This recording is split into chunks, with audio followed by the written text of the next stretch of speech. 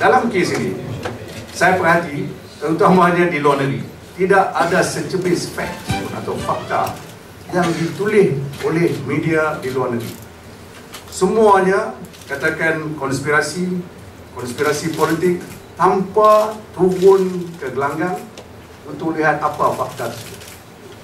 Itunya sebabnya saya katakan, bagi pendakwa raya, kita terus masuk dalam in the eye of the storm, itu dalam ribut itu, kita masuk dalam pusat ribut tersebut untuk kita solve problem ni.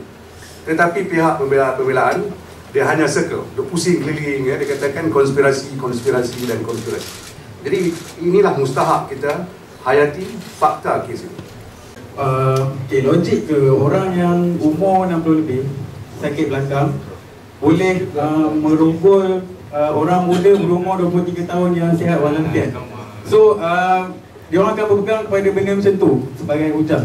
So kalau benda macam ni, macam mana Tan Sri, apa pendapat Tan Sri? Dan lagi satu soalan, kalau suka, katakanlah suka sama suka, kenapa yang diliwat tu tak ada hukuman untuk dia? Saiful kata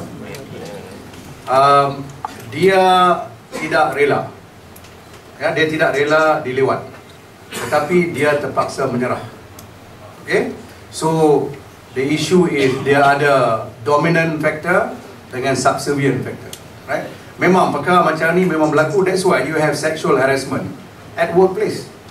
In America, it's a big thing. Yeah, but because this is Anwar, it is not big in America in relation to this is actual sexual harassment at workplace.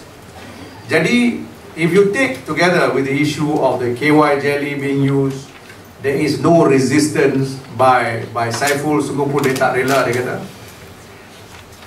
The question is, can Anwar perform it? The answer is yes, because he did perform it. Then Anwar appeared after he was arrested.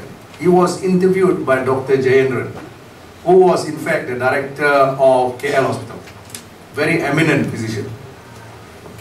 In the course of taking notes, and this is in the note, because Anwar's private part and everything all was examined, he asked Anwar, when was the last time you had sex with your wife? Dia kata hardly a week ago. And the doctor went into detail, the position and all that, and Anwar described it. So for Anwar to say very selectively, certain time he's got back problem, certain other time he doesn't have back problem. When you have sex with the wife, he doesn't have back problem. So the issue is, does he really have a back problem? Right? I don't know whether I've answered you clearly on that.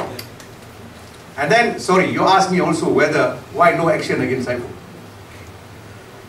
In 377B, it does not matter whether the person consent or not.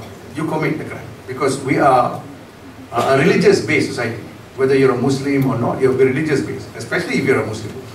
This is a total no-no in the Islamic tradition.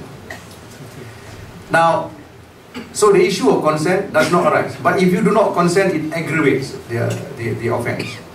But and if there is true consent, the case will never see the light of day, because who wants to report? Shock, somebody shocked. Why should I lodge a report? So for the fact that this boy lodged a report shows that he's got a complaint, he didn't like the way he was treated. So his word is very interesting, his sentence. Saya tidak rela, tetapi saya terpaksa menyerah.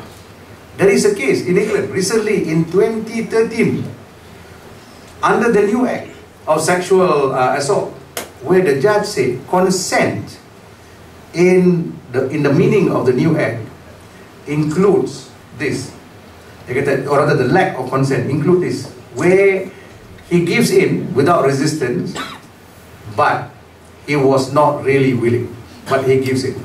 So it is almost identical to what Saiful said. And I can tell you, Saiful did not know the law about this, because I myself discovered this 2 days ago. Because this is a 2013 decision in England. We wanted to make a comparison because of this, because of tonight. I hope I have answered that question. So I will therefore say, if you look at that scenario, that is the reason why I said I am willing to go and take oath on Quran anyway.